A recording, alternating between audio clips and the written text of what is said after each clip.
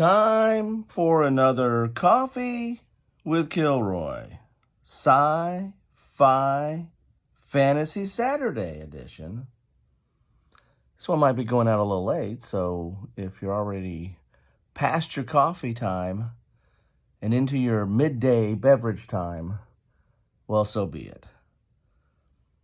This segment I typically like to call, wait for it, Beverage in a Book. For me, it's coffee. It's still morning here.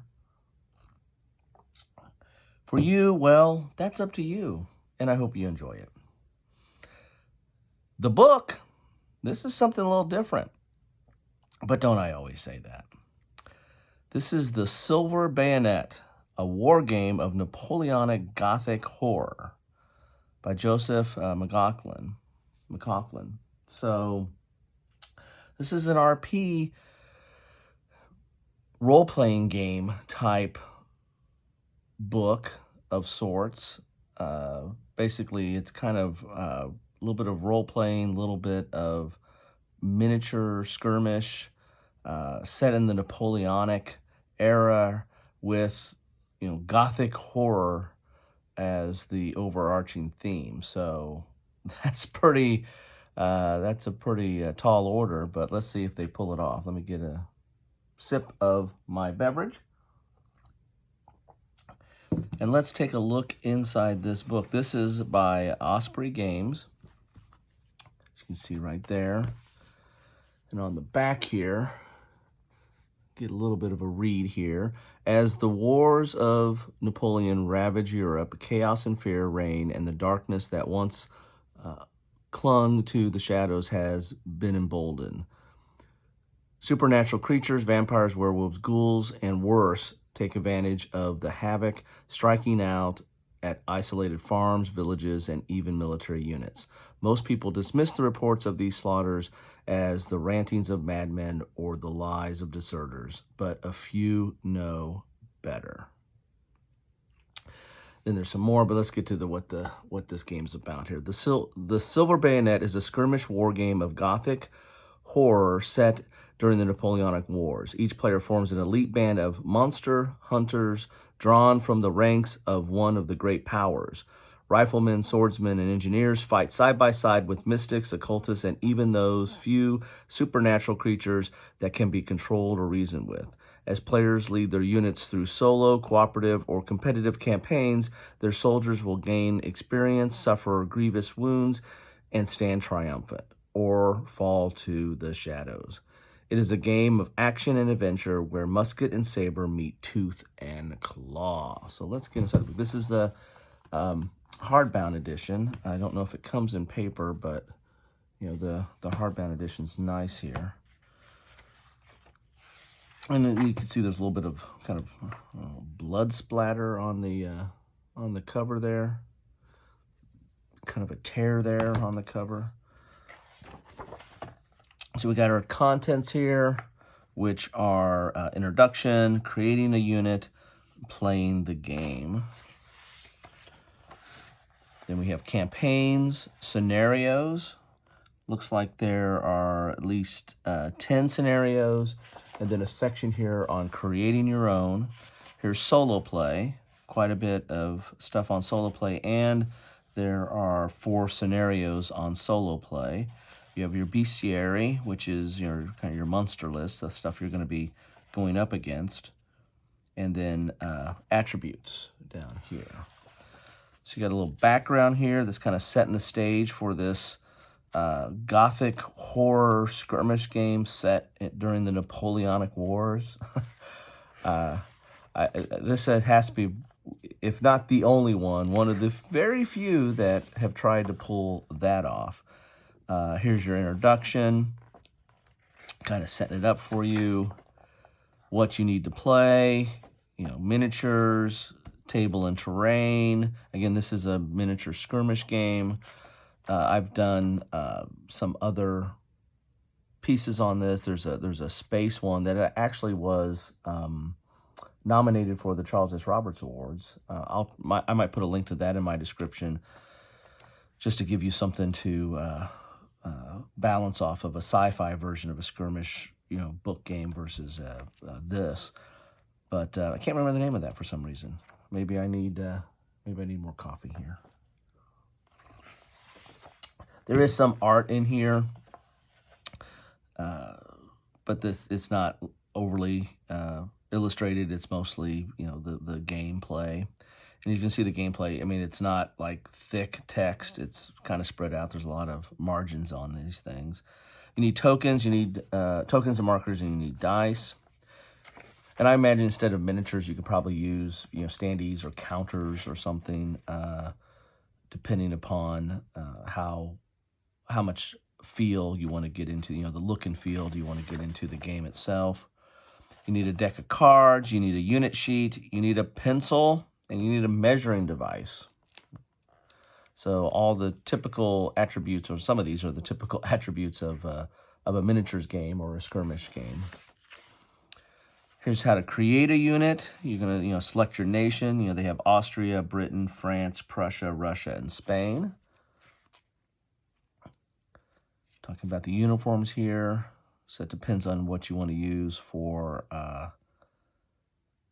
what unit you use or what the nationality you use. One of the things I was thinking about when I picked this up was I have the old HeroScape set, and it had like werewolves in it and some other vampires, but it also had American Revolutionary forces, and I think it had British forces. So I probably could use those along with the werewolves if I wanted to. If I'd have to pick Britain though, instead of that. It kind of had to be my default selection if I do that. But I might use those because I have some of those. I'm not a huge miniature person. I've played some miniatures over time, and I collect miniature rules, but I tend to digest the rules and pull aspects out of it. And if I do play some of it, I usually use hex and counter type grids or grab miniatures that I have from something else.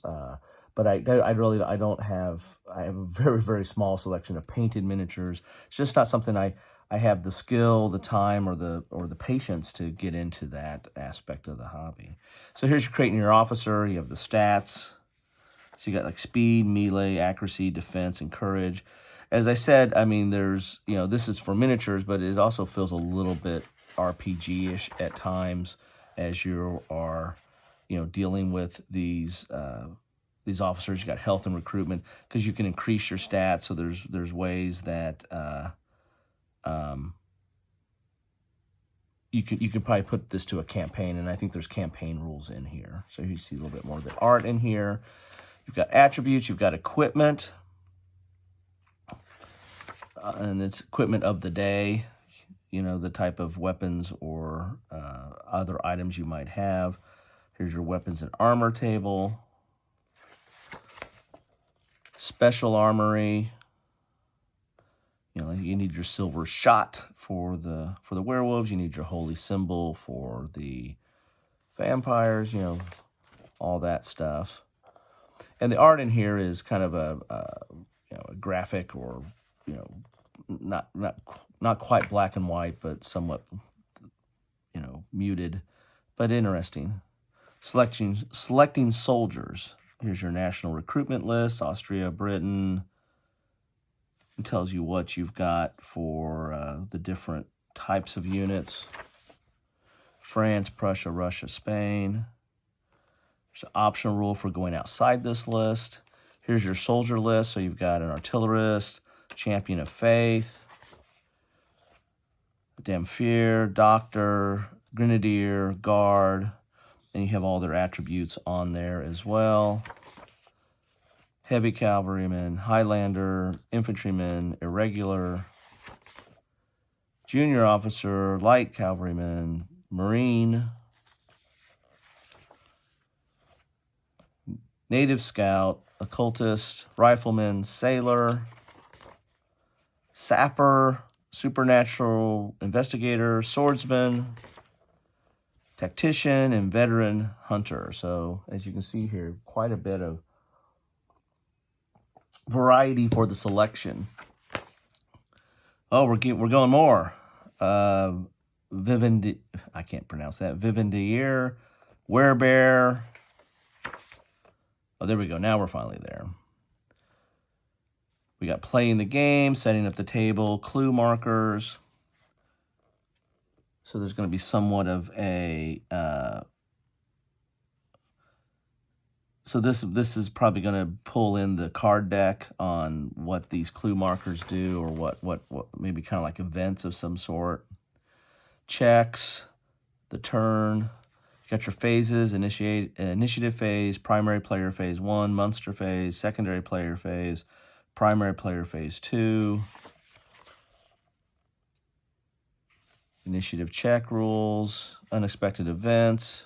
So you got some charts in here. Unexpected encounters. Here's how you do your activation, movement. As you see, the rules aren't, exhaustive or, too detailed. I mean, here's your activation, here's your movement. And they've got some different types of terrain that you have to deal with: difficult ground, moving over off the table, move to attack, forced attack, jumping, falling. Here's your investigating clue markers. Here's that part where that's, kind of somewhat of the, I guess, randomness or chaos, or, other things that are coming into the game with these clue markers here. Melee combat, shooting attacks. Lot more rules on shooting attacks here. Optional rule: critical hits and critical failures. Probably play with that, right? Here's your mounted units and some of those special rules with them. Not only 2 pages there. Terror checks. So, this is Gothic horror. So, I'll get some coffee. You have to have, deal with terror. The fate pool. This deals with rerolls, negative damage, quick reload, monster die. So this is interesting stuff here. Here's your monster actions. Ending the game. And then you get into your campaign rules. Starting the campaign. Injury, death, madness, some charts on that. Permanent injury, experience. So yeah, here's that RPG aspect of it, your experience over time. And you could use this book too, even though this is meant to be like a miniature skirmish rules, you can use this for kind of a role-playing game aspect with, with it heavy on the combat, of course, because it is set during the Napoleonic Wars, but you've got some background here on the different type of soldiers and officers, and how you want to play that. You might want to combine that with this game with Legion of Honor, which I'll grab that real quick since I can. Get a little special on Coffee with Kilroy, Sci-Fi Fantasy Saturday. Legion of Honor here. This is that is a card game, but it very much is it's very much a role playing game aspect. It can be played multiplayer, but it's really a solo centric type game of being an officer during the Napoleonic Wars and going on a lot of fighting through the battles. It's not sci-fi or fantasy or Gothic horror. It is based on you being an officer during the Napoleonic Wars in the French service and trying to advance and experience the different aspects of being a soldier at that time. I think you could probably overlay these two into into maybe kind of a role-playing adventure if you wanted to. So this is all the stuff for the campaign, and there's quite a few rules on campaign. So that's one reason why I thought this has quite a bit of RPG feel to it. Here's scenarios. And this is probably stuff where you probably need to, the clue tokens or the clue aspect might really factor into this. But there's several scenarios here. It talks about special setups, special rules, and rewards. And I think you got like 10 here. So, I mean, and plus there's rules here at the back here at the end of the 10 scenarios for how to make your own. This one looks pretty interesting. It's a pretty long one here. This is a ship in the, what's the name of this scenario? Ship in the Fog. Might need to have a Marine on that one. And this is the rules for creating your own scenarios, so quite a bit of replayability in here. Again, the clue markers, I think, factor into that a lot. And then your rewards, for experience and what have you. Then you got solo play here. And deals with how you take the regular rules and how they're modified for solo play. And then creating scenarios for solo play. And then you have some solo scenarios. How about that? So quite a bit in this book on, quite a bit of gameplay in this book. And then you have your bestiary here. So quite a few of those. This is, this harkens back to one of my favorite Christmas gifts of all time. Let me get some coffee here. When I got the Dungeons & Dragons Monster Manual, I thought I had arrived. Spent countless hours pouring through that. So this kind of reminds me of that a little bit. Laying out these demons, ghosts, goblins, and ghouls. Hobgoblin, living armor, living scarecrow. That seems kind of theme appropriate in this Gothic horror Napoleonic age. Pixie possessed, revenant, troll. Vampires and werewolves. So there you have it. Creating your own monsters. Hey, I might be able to get some use for that old monster manual, or several that I have. Here's your attributes, and I think these like our special skills maybe that you can add on or that you might encounter. Quite a few here. Rock hurler, rage, soul shear, spells, so you get spells. And a medic. So these are like special talents or skills or what have you, but here's spells. Got to get into the spells. And a tactician, very strong. And then you got your unit sheets. So you might make some copies of these, and then you can keep track of your different units. So there you have it. That is the Silver Bayonet, a war game of Napoleonic Gothic horror. I need to go back and check, but I believe this might have been nominated. It might have been nominated for the Charles S. Roberts. I don't know if it made the final cut. I go back and take a look at my my recollection on that stuff. But interesting book here.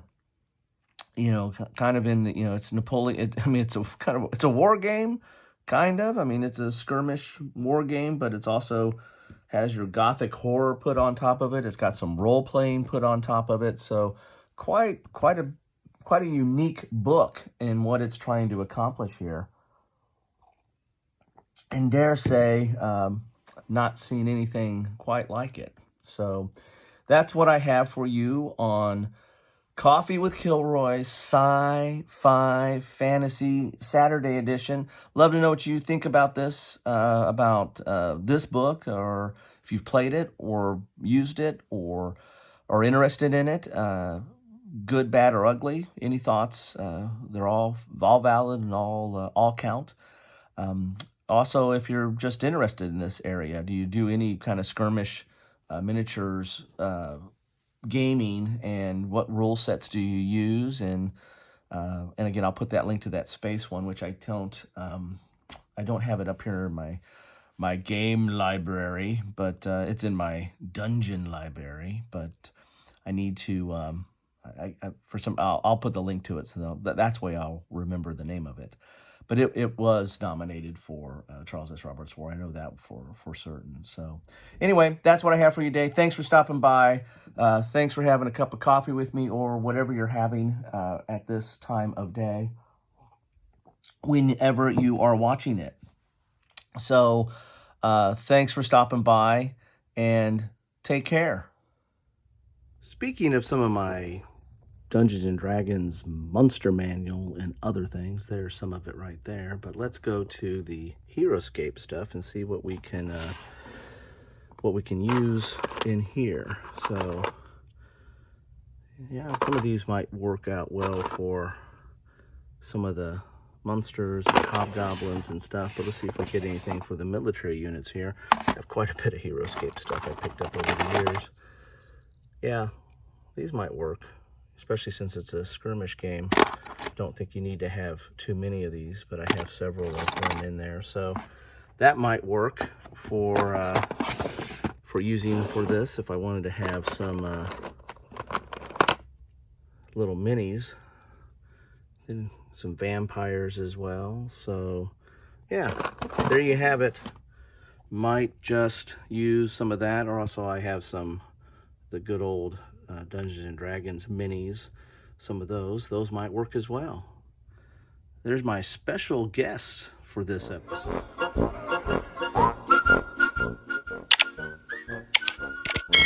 Thanks for watching.